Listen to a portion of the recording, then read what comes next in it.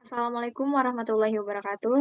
Kami dari kelompok 9 dengan anggota kelompok Salsa Putri Pradipa Jahra dengan NIM 2002010035, Novia Dewi Lestari dengan NIM 2002010344, Albania Liza Padilah dengan NIM 2002010346, Rina Permatasari dengan NIM 2002010370, Nabila Hasanah Hapa dengan NIM 2002010382.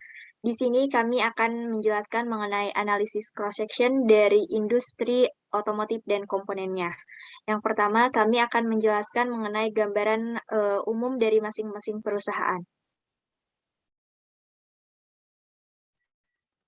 Yang pertama yaitu perusahaan PT Garuda Metalindo Tbk. PT Garuda Metalindo Tbk adalah sebuah perusahaan yang didirikan pada tahun 1966. Garuda Metalindo melakukan diversifikasi produksi dengan memproduksi komponen otomotif untuk kendaraan roda 2 dan roda 4. Garuda Metalindo juga memproduksi mur dan baut untuk produsen perakitan sepeda motor dan dilanjut untuk produsen perakitan mobil. Pada tahun 2019, PT Garuda Metalindo akan melakukan sejumlah ekspansi untuk memperbesar pangsa pasar domestik dan luar negeri. Direktur Keuangan Garuda Metalindo, yaitu Antoni Wijaya, mengungkapkan bahwa pada tahun 2019, perseroan akan mendapatkan sumber pertumbuhan melalui 3 saluran. Adapun sumber pertumbuhan yang dimaksud adalah penambahan volume atas produk reguler ke konsumen lama, penambahan komponen-komponen baru untuk konsumen lama dan juga penambahan konsumen baru, dan penambahan komponen-komponen baru untuk konsumen lama dan konsumen baru di pasar ekspor. Antoni menjelaskan bahwa dengan terrealisasinya penjualan komponen di pasar ekspor yang telah direncanakan sejak 2017, pertumbuhan untuk perseroan ditargetkan dapat terrealisasi dalam kurun waktu 1 hingga 2 tahun. Adapun negara tujuan ekspor emiten berkode saham BOLT tersebut diantaranya adalah Jerman, Brasil, Thailand, India, Malaysia, dan Amerika Serikat yang pengirimannya baru akan dimulai pada tahun 2019. Untuk tahun 2019 ini, BOLT menargetkan pertumbuhan pendapatan 10% hingga 12% dengan adanya kenaikan volume penjualan.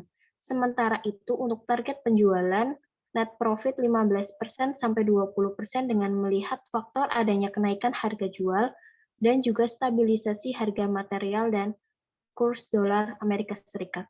Next. Yang kedua, ada PT Astra International Tbk. PT Astra International Tbk didirikan pada tahun 1957 di Jakarta. Astra memproduksi, merakit, menyalurkan, dan memiliki jaringan dealer untuk Toyota, Daihatsu, Isuzu, Peugeot, Hyundai Trucks, dan sepeda motor Honda. Astra juga memproduksi dan merupakan retailer dari BMW dan Lexus. Dalam industri otomotif, bisnis inti Astra International menguasai pangsa pasar domestik antara 50 dan 60%. Melalui badan hukum yang dikendalikan bersama Jointly Controlled Entity dengan Toyota Motor Corporation, Astra memegang hak eksklusif untuk menjual kendaraan Toyota di pasar Indonesia. Astra melaporkan penjualan mobil 27.024 unit pada bulan Desember 2020. Realisasi itu tumbuh 10,64% month-to-month atau MTM dari 24.425 unit pada November 2020. Secara kumulatif, Januari 2020 sampai Desember 2020, emiten berkode saham ASI itu membukukan penjualan kendaraan roda 4 270.076 unit. Posisi itu sekitar 50,76% dari total penjualan mobil di pasar domestik sebanyak 532.027 tahun lalu. Next. Yang ketiga, PT Selamat Sempurna. PT Selamat Sempurna Tbk didirikan pada tanggal 19 Januari 1976. Perusahaan ini memproduksi filter, radiator, oil condenser, brake pipa, fuel tanks, house system, dan press part.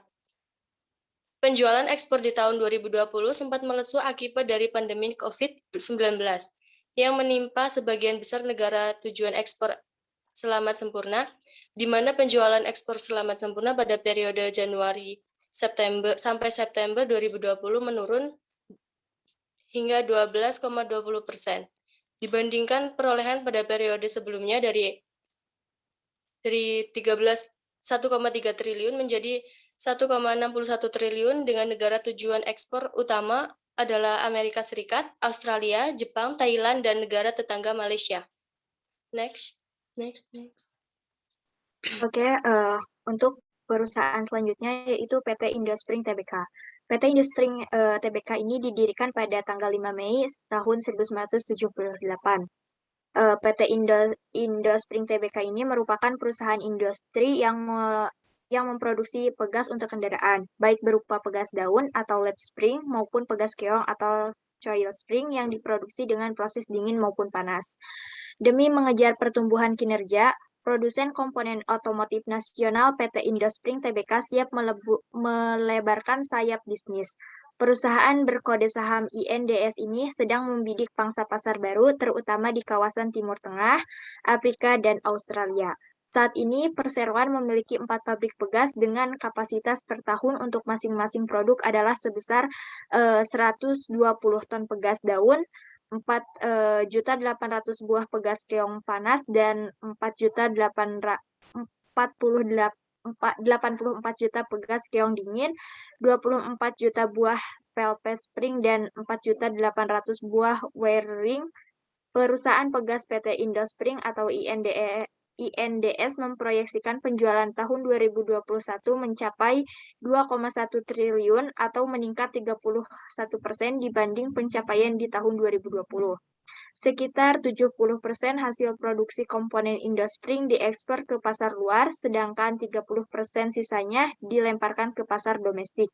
Di pasar domestik, Indospring menyuplai komponen ke agen ATPM, Mitsubishi, PT Kramayuda 3 Berlintas Motor, sedangkan pemasaran secara retail melalui distributor utama yaitu PT Sinar Indra Nusa Jaya. Yang terakhir yaitu PT Gajah Tunggal Tbk. PT Gajah Tunggal Tbk didirikan pada tahun 1951. Perusahaan ini memproduksi ban, sepeda motor, ban bias, dan ban radial. PT Gajah Tunggal Tbk atau GT masih merajai pasar ban dalam negeri dengan pangsa pasar 50% untuk ban mobil dan 47% untuk ban motor. Direktur Utama GT Sugeng Raharjo mengatakan meskipun persaingan ban dalam negeri cukup ketat, perseroan tetap menjadi merek nomor 1 dengan produk andalan GT regional. Selanjutnya ke analisis cross section. Yang pertama kita lihat tabelnya terlebih dahulu. Di situ ada nama-nama perusahaan, ROE tiap-tiap perusahaan, penjualan tiap-tiap perusahaan, dan aset tiap-tiap perusahaan. Untuk penjualan kita totalkan semua dan aset juga kita totalkan semua. Next.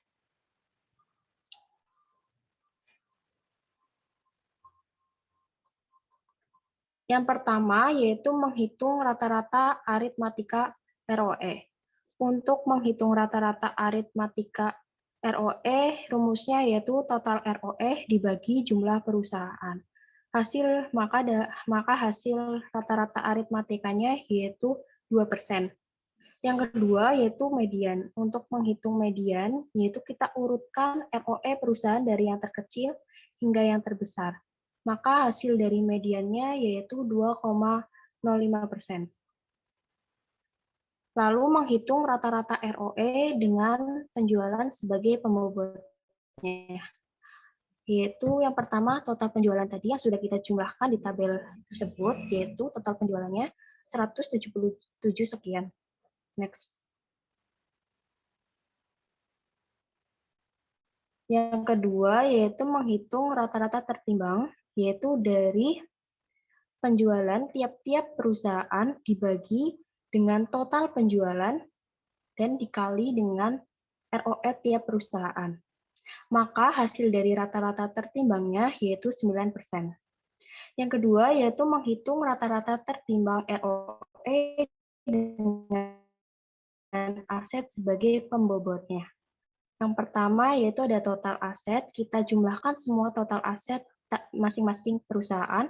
Lalu yang kedua yaitu ada rata-rata tertimbang sebagai asetnya, yaitu yang pertama aset dari tiap-tiap perusahaan dibagi dengan total semua aset perusahaan dikali 8%, maka hasil dari rata-rata tertimbangnya adalah 9%.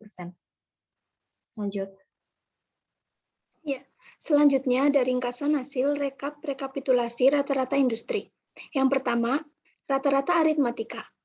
Rata-rata aritmatika ditimbang di hasilnya menggunakan total ROE masing-masing perusahaan dibagi jumlah perusahaan. Hasilnya 2%. Yang kedua, median.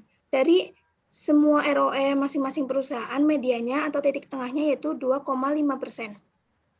2,05%. Yang ketiga, ada rata-rata tertimbang dengan penjualan sebagai pembobotnya dengan hasil akhir perhitungannya yaitu 9%. Dan yang keempat, rata-rata tertimbang dengan aset sebagai pembobotnya juga hasil perhitungan akhirnya 9%. Yang kelima ada modus. Karena ada 5 perusahaan dan tidak ada ROE yang sama, jadi modusnya tidak ada. Berdasarkan hasil perhitungan di atas, maka ROE rata-rata industri berkisar antara 2-9%. Next. Kemudian untuk kinerja perusahaan, yaitu yang pertama dari PT Garuda Metalindo Tbk dengan ROE minus 8% menghasilkan kinerja di bawah rata-rata industri. Yang kedua, PT Astra International Tbk dengan ROE 9,50% menghasilkan kinerja di atas rata-rata industri. Yang ketiga, PT Selamat Sempurna Tbk dengan ROE 2,05% menghasilkan kinerja rata-rata industri. Yang keempat, PT Industri Tbk dengan ROE 2% menghasilkan kinerja rata-rata industri. Yang kelima, PT Gajah Tunggal Tbk dengan ROE 4,652% menghasilkan kinerja rata-rata industri.